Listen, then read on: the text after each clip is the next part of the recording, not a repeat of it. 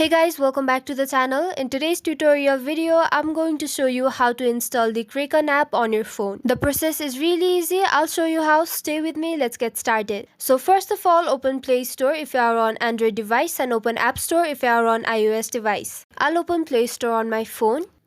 And this is the homepage of Play Store. On the homepage, you'll have to tap on the search bar at the top of the screen. And on this search bar, simply type Kraken and press search.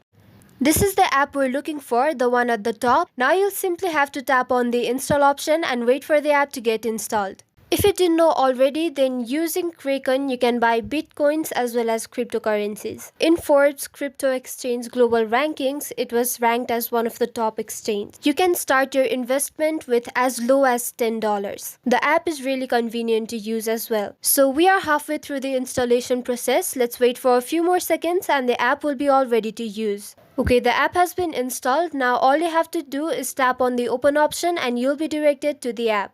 Then you can create an account and start using it. So this is it for the tutorial. I hope it was helpful and don't forget to like the video and subscribe to the channel for further tutorials. Thank you.